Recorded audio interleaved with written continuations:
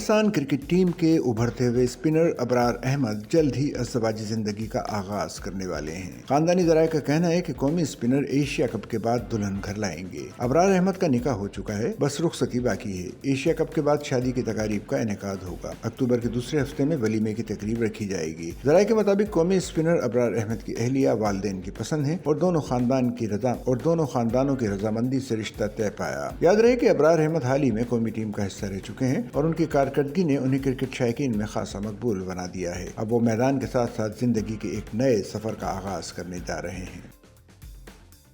Sachal news network की videos में खुशामदीद। नाजरीन, वीडियो से मुतालिक अपनी कीमती राय का इजहार कमेंट बॉक्स में ज़रूर करें और चैनल को सब्सक्राइब करें।